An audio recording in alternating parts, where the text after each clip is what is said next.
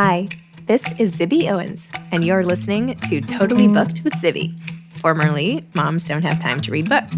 In my daily show, I interview today's latest best-selling, buzziest, or underrated authors and story creators whose work I think is worth your time.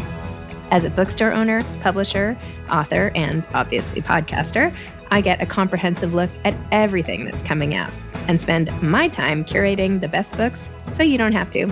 Stay in the know, get insider insights, and connect with guests like I do every single day. For more information, go to zibbymedia.com and follow me on Instagram at Zibby Owens. Hi, everybody. This is one of the replay bonus episodes to get you through the holiday season. Maybe you missed some. There have been over 2,000 episodes. We are going into a rebrand where we're going to be changing the name of the podcast from Moms Don't Have Time to Read Books to Zibby's Podcast. So that is happening in the new year. In the meantime, have a listen, enjoy, and let me know what you think. Bye. Hi, I'm Zibby Owens, and this is Moms Don't Have Time to Read Books. As a mom of 4 kids in New York City and a writer myself, I know all too well how short everyone is on time, so I'm here to help. I'm going to interview authors and writers of all types about their work, especially as it relates to parenting and family issues. Hopefully you can listen while doing 8 million other things and fall in love with these talented scribes and their fantastic books, essays, and songs like I have, plus get some tips on surviving parenthood. For more about me, you can check out my essays at zibbyowens.com. Today's episode of Moms Don't Have Time to Read Books is sponsored by Chloe's Fruit, the cool way to eat fruit. You can check them out at chloesfruit.com. I'm really excited to be with Sarah Mlynowski today. Sarah is an amazingly prolific, best-selling young adult middle grade novelist. She was born in Canada and now lives here in New York City. For anyone listening with school-age children who might have heard a lot about Abby and Jonah's adventures, Sarah is the author of the addictive Whatever After book series. The latest release, which I just finished with my daughter, is called 2 Peas in a Pod. Sarah also writes the Upside Down Magic series about wonky magicians who are flickers, flares, and flexers and just can't seem to get their magic right. As if that weren't enough, Sarah has written a Magic in Manhattan series for teens, which started with a book called Bras and Broomsticks, and she has written a few late teenage books like 10 Things We Did and Probably Shouldn't Have, which I can't put down even though I'm not a teenager, and a few adult novels for adults as well, not adult novels. In her spare time when she's not on a book tour, Sarah goes to schools and gives 45-minute presentations that inspire kids to write. And she's a wife and a mom herself. So welcome to Sarah. Thank you for having me. Okay, your bio is insane. It took me 20 minutes to count up all the books you've written on your website. I counted 35. That's right. That seems about right. How and when are you writing all of these books? Writing for me is a full-time job. So I'm in the office every day from 9 to 5, and I'm working on books, and I'm writing, and I'm producing. And I've been doing that for probably since the year 2000 now. So that's how I produce so many books. Okay, so 18 years of 35. So 2 a year about you've been doing? 2 to 3 a year. When I wrote adult, which is what I started off doing, I started with 1 book a year. And then now that I write for middle grade readers, they're much, much shorter, so I could produce more. So I probably now write between 3 and 4 a year. Amazing. Thank you. And on your website, in your FAQs, which were fantastic and so detailed, I was like, I don't even need to ask her anything today. I can just read this website. You say you mostly write from your desk at home because you don't want to be distracted. Is that what you do? Or do you? Clearly, I need to update my FAQs because I have an office now. I've had an office for the past probably a year and a half. And it's about 20 blocks from my apartment, and I walk there, and I do like a little bit of a closed door situation so I could focus on the writing. But so much of my day is not just writing. It's also, changing my FAQs, hopefully, or doing promotion stuff. So there's so many different things that I do all day. But I do try to get a certain amount of words written every day. Do you have a word goal? My goal when I'm actually doing the writing is probably about 2,000 words. But I'm a heavy outliner. So before I even start a project, I probably write about a 20 to 30 page outline and break up the book by chapter so I know exactly what's going to happen. And that's where I do most of my work. So that when I'm writing the first draft, I'm almost on autopilot. Like I just kind of get in there and I know what's going to happen. So I never waste time with writer's block because I always know what's going to happen next. Do you ever have an outline block? No, I don't find outlines that hard. So maybe because I divide it up like that, I really don't. I just get in there and I work on the outline and I play with things. It seems less scary for me when it's just in an outline stage because I know the outline doesn't have to be perfect. First, it has to just be a first draft, and then first draft of an outline, and then I flesh it out. So really, I the way I've written so many books is I make really manageable goals for myself. I never sit down and think, okay, today I have to write a full book. Right. It's always today I have to work on a page of the outline and figure out the first 3 chapters in the book. And then once I've done the whole outline, and I usually send it to my editor to approve it, then I'll go in and I'll say, okay, today I'm going to write 1 chapter of the first draft. So I really, really set small goals for myself. That's awesome. Actually, I'm interviewing tomorrow Charles Duhigg, who just wrote a book on how to be productive. And that's exactly what he says. Yeah. So more on that later. Stay tuned.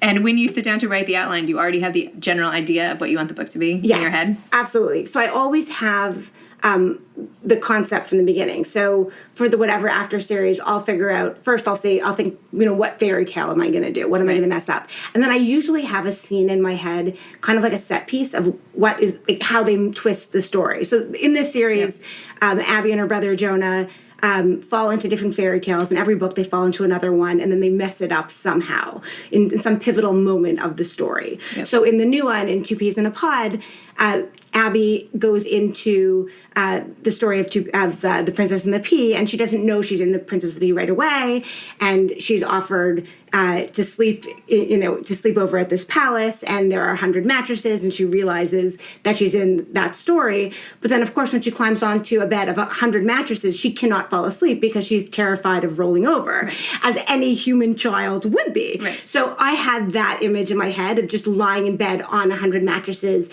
being terrified and not being able to sleep all night. And then, of course, because she can't fall asleep, they think she's the princess the next day. So I always have that one scene in my head, and then I'll go from there. I'll think about also what I want to change in the original fairy tale. So once I have those 2 points, I'm able to weave the story together. I love how Jonah was like, why are you more afraid to fall up high as down low? You never fall out of your bed normally. It's the same size. Right. I was like, True, but I would still be terrified. Right. Yeah. No, I love how you have everybody go back in time and change things. It's like Bill and Ted's Excellent Adventure, like Back to the Future, where you're like, no, everything, Yes, for sure. So what's with all the magic in all your books? So you have, obviously, the Whatever After, where you change fairy tales, the Upside Down Magic series, which my son, I couldn't even read your latest book because he grabbed it from my hands. Aww. He was so excited to read it and wouldn't put it down. Which obviously, so many kids are just obsessed with both series in so many different ways. How did you start spinning magic through all these different books? It's like magic is its own character. Well, it's interesting because my first 4 books were for adults, and they had no magic. They were very realistic fiction. They were in the chick lit genre. That was back in the 2000s, and then I had this idea for a magic series. I wanted to write about a girl who finds out that her little sister is a witch and that she is not. And I just had that small idea, and I thought, magic is kind of fun especially if I set it in a real world with just a twist of magic. So that's how I started playing with magic in my writing, and then it's built up. Every book, every series I write has more and more magic. Whatever After is completely in the fairy tale world, so there's tons of magic. And Upside Down Magic is a series set in magic school. So I definitely have increased the magicness of my novels. But I didn't necessarily set out to do that. It just kind of happened little by little. Do you think that the characters in Upside Down Magic could sort of take on the Harry Potter characters? I think they would probably lose. And the whole thing about Upside Down Magic is that the kids are, so it's about a series where it's a world where everyone gets magic powers when he or she turns 10. But Nori, the main character, her magic is a little bit wonky. It's upside down. So she's a fluxer, which means she can turn into different animals. But because her magic is wonky, she, instead of turning into a cat, she turns into a kitten with a little bit of dragon in it. So her magic is wonky. So she's sent to a a school and to be in a class with other kids who also have upside down magic. So these kids in her class are all a bit wonky. Their magic is all a little bit off.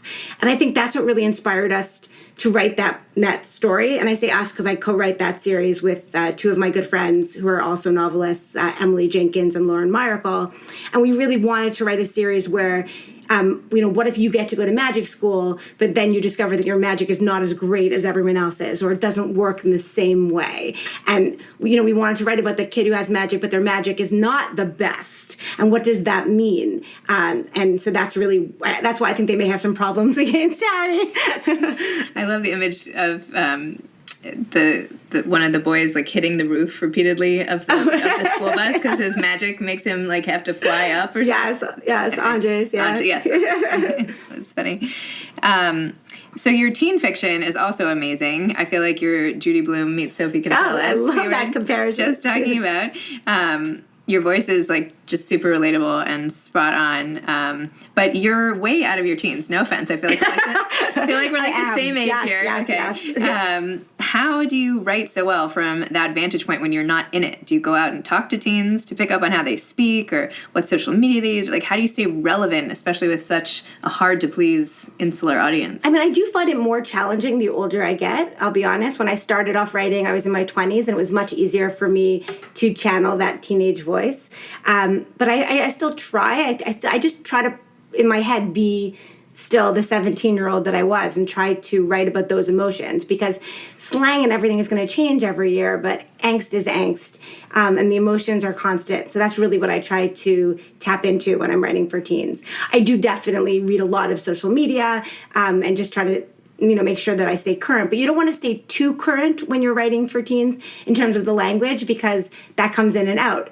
And I wrote Bras and Broomsticks, my first teen book, over a decade ago, and I remember talking about one song. There's like a Britney Spears song that no one listens to at this point. Right. So you have to try to not be too current in your language or descriptions. I saw on your website, you're like, you can find me on, not just Twitter and Instagram, like the things you could find you on, I've never even heard of.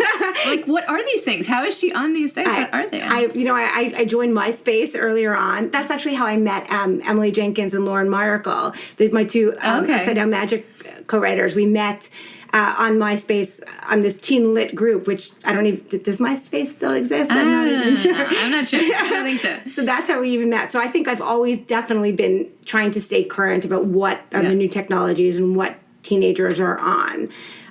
But yeah, you have to try new things. Some things I love and stick to right away. Like I'm still, I tweet a lot, and I'm on Instagram a lot, and I'm on Facebook. And some I haven't necessarily figured out. I still can't figure out Snapchat fully. I know so many teenagers who are on it, but it just doesn't work for me. So I try to just use the ones that I enjoy. That makes sense. My daughter asked me to ask you, how do you name all of your characters? And having pawed through all these books, you have so many different characters. Have I named anyone the same thing? That's not what I always that I worry noticed. about. Not that I, is that your rule? Like never do the same twice? I try not to. At one point, I think it was in the fourth Magic in Manhattan book, my editor noted that I had another Chloe. And also that all of my last names ended with ski or Berg or something. And I was thinking, I may have been going through my yearbook. I went to a Jewish school, so I sometimes go through my yearbook and pick out names and kind of twist them up. So I definitely try to be aware of that. But let's see. Well, Whatever After was a funny story, because when I came up with the concept, I called it Farrah's Tales. And her name was Farrah, but then my editor felt that Farrah sounded a bit dated, and she wanted something a little bit more modern. So I changed the title of the series to Carrie Tales, and her name was Carrie. Oh. But depending where you are in the country, you're going to pronounce Carrie differently. Huh. So then one of the people at Scholastic was named Abby. So I thought, well, what if we call it Abby Ever After? I liked the way that sounded, and her name became Abby. And then we changed the series name to Whatever After. But at that point, I was sick of changing her name, so I left it as Abby. And the name Jonah just kind of came to me. I don't remember why. Maybe it was someone's kid or something that I said, oh, that's a nice name, and I just used it. Excellent.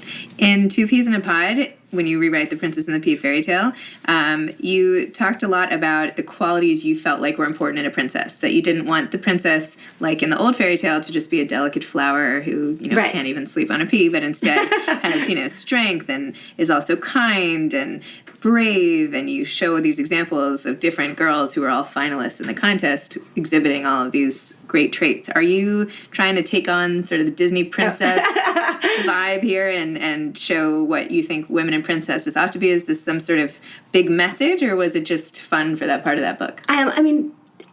It's not even the Disney princess vibe. That's in the original story. The pea, sleeping on the pea and making the... No, I mean your take on the story. Oh, right, I know right, that's... Yeah, right, but okay. I think that for me, it's my take on just the whole fairy tale, all the fairy tales. Okay. Because if you reread the original fairy tales, my characters always fall into the original fairy tales and not the Disney movie, because I don't want Disney to sue me, because I always write that's in public domain. So my characters always fall into the original fairy tale. And often the ending of the original fairy tales are pretty troubling. Like the fact that that's how they found a princess. They wanted to choose a princess based on who was the most delicate is not the message that I want my girls to have. And that's pretty much the heart of this whole series. Like when I started writing this, I loved fairy tales. I always loved fairy tales. As a kid, I used to fracture fairy tales also. I would tell the story of the princess and the pea, but it would be the princess and the M&M, because I was not a fan of vegetables and I like chocolate. But I always loved fairy tales. But when I had a daughter of my own and I would tell her these stories, I wanted to teach her that no, she doesn't have to wait for a prince to come and save her. That's not how she's going to get her a happy ending. She has to have agency. She has to be empowered. She has to be the one to make the change in her own life. So that was really the message that I wanted to be in my books. And that's why when Abby falls into these fairy tales, she not only is the one who saves the day, but she also helps the princess realize what she can be on her own. And sometimes the princess gets married. I don't want to give away the endings of all the books, okay, but in some of the books, she realizes the prince is the right guy for her. And in some cases, she realizes that maybe she should get a job and then earn her own money. And then that's how she could move out of her stepmother's attic. Tell me more about 10 Things We Did and Probably Shouldn't Have, your teen book, which I thought was just so awesome. Is this like the modern day Forever? Is this like what you're going for? You know what? I think when I write my teen stuff, I just usually have an idea and I just kind of explore it. For 10 Things We Did, it's about a girl whose parents move away and she moves in with her friend. And that is the story that happened to me pretty much when I was 17. My mom had remarried and moved to Connecticut, and my sister moved with her. And then my father had also remarried and moved for a job, and I did not want to leave Montreal where I was. So for 12th grade, I ended up moving into my friend's basement.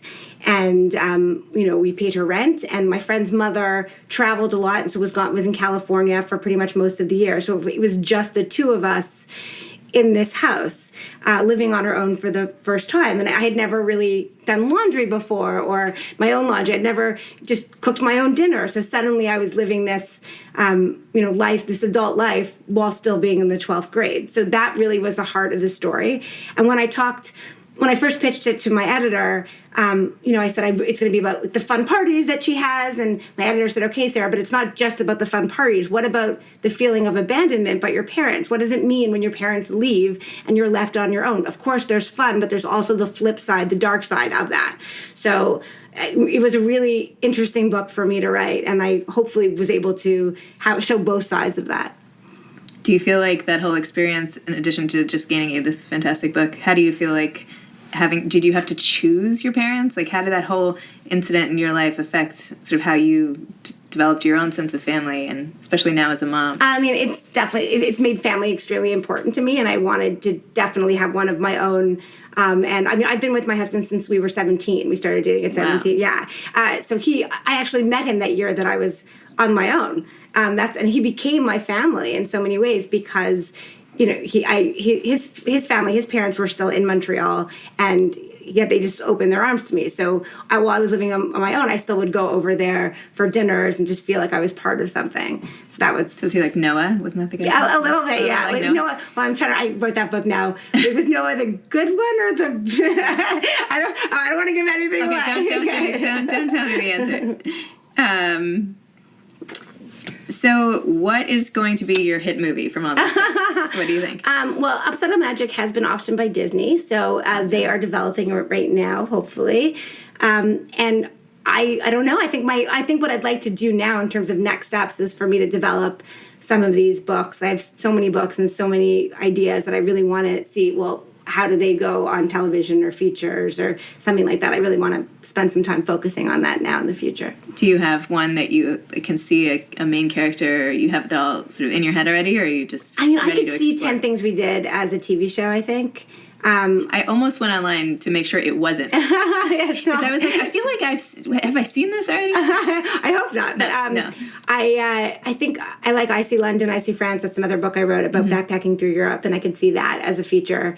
It's about two girls backpacking, and it was a trip that I did when I was 19, I believe. And it was just so much fun, and I learned so much about myself. Also, the theme of being on my own for the first time, I think, is such an important theme in teen literature. So I've written about that in different ways. And I think those make great movies, too. Is there anything you wish you did better? So many things. Yes. In general, I always think I could do more than I can, so I'm often late with books and stuff. I just handed in something yesterday, which was probably due about a month and a half ago, so I'm always late on everything, especially with the books. And sometimes I have to bump books a year because I think, for sure I could write 4 books this year, but I can't actually physically write 4 books this year, so I had to push back the companion to I See London, I See France. I sometimes for instance, when I'm invited to speak on television, I get very nervous and usually don't just come up with excuses why I shouldn't do it, when I really should push myself to do that stuff because it's good practice and it's good publicity, but I usually just make up excuses as to why I can't do it. I shouldn't do that.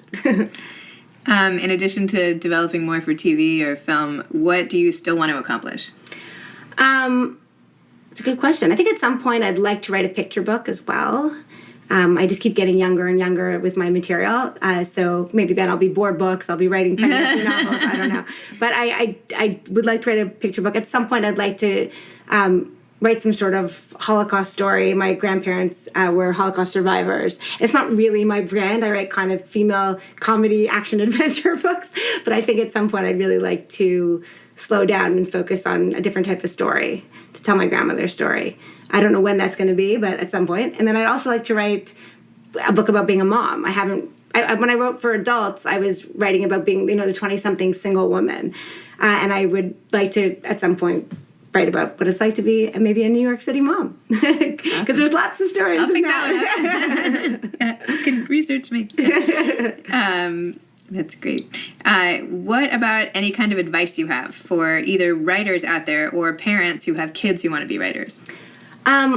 I would say encourage your kids to read everything, not just one type of book. Of course, you want them always reading, so you want them focusing on whatever they love. And I wouldn't ever tell them not to read a specific thing, but just to make sure that they're exploring all their options. Like let them try mysteries, or if they don't, let them try scary books, or all different things, so they can really figure out what they want to do eventually. I would also tell them to keep a journal. I kept diaries my entire elementary school life, and I often go back and look through them. Do you have yours too? My daughter now, they're all here. See, they're anyway. Sadly, I'm turning around. My daughter now has playdates, and she's like, "You want to come in and read my mom's diaries?" I'm like, "Stop, no." I haven't let my daughters read them yet, but I think they'll probably get a kick out of them. How old are your daughters? My daughters are 9 and 5. So I think definitely keeping journals. I always advise that for practicing writing, but also so that they can go back and reread them later on. Mm-hmm. And I would say also to work on short stories and then maybe submit them to community journals or school journals. A lot of schools have their own. If they don't, then to talk about starting one. I think sometimes if a school doesn't have that available, then it's up to the student to say, it would be great if we had this. Can I work on it? And I've done that before. In high school, we started our own journal, and we didn't have creative writing classes in high school, so we petitioned to have one. And then we did. So I think a lot of it is either seeing what's available to you and otherwise starting it for yourself. I have to just ask, what type of name is Mlynowski? Oh. Now that I've typed it like 20 times. I mean, I guess it's Polish-Jewish. So it's pronounced Mlynowski because it's a Polish W. No. It's totally fine. I pronounce it differently all the time. It's unclear exactly how it's really pronounced. My father pronounced it differently his whole life, so I kind of do too. I feel like as long as everyone makes an attempt to get all the letters in, then then I'm cool with it. Sometimes people come up with different things. There's like a B in there suddenly, and that doesn't exist. Yeah. Just one last thing on the Upside Down Magic series. Mm-hmm. Do you have your kids in mind when you're writing these? Do you read them out loud to your kids, or both? Not just Upside Down Magic, but both of these series. Is like, how do you? I mean, we talked about how you get into the teen mind, but getting into that grade school, is it your kids? It was pretty much my voice, I think. I go into my mind. I have a younger sister, not a younger brother, but I do channel that sibling relationship. And I do read them aloud to Chloe, my older one. I started reading it to her when her first day of kindergarten. I got my page proofs, and we were on the train going uptown, and I'd just gotten it, and I said, do you want to hear it? And it was the first one that she did, and we read it all the way up and then all the way down. It was the first time I'd ever read my stuff out loud. And people always say you should read your stuff out loud, and I never listened, but it is so helpful. I cannot recommend it enough. I found so many things in it, mistakes and changes, and just to have her real-time reaction was fascinating. So that was really the first time I did it. So I just marked things up and I changed them, and now I read her all the page proofs. The page proofs are once the book has gone to be edited, then it gets designed. It's called the first pass or the page proof. So it almost looks like pages in a book, and it's easy to read aloud and mark up. The last one, though, she asked, we were running late, and she said, I'll just take them to school and I'll mark it up for you. And that was kind of sad and also cute. I like her little smiley faces. Yeah. So great. That was everything I wanted to know. I feel like we both speak so quickly. It's like, you get it all done. Anyway, thank you so much for chatting with me. And just a reminder, this episode was sponsored by Chloe's Fruit, the cool way to eat fruit. Check them out at chloesfruit.com. And thank you again to Sarah. My pleasure. Thanks for having me. Thanks. Thank you for listening to Totally Booked with Zibby, formerly Moms Don't Have Time to Read Books. If you loved the show, tell a friend, leave a review, follow me on Instagram at Zibby Owens, and spread the word. Thanks so much. Oh, and buy the books.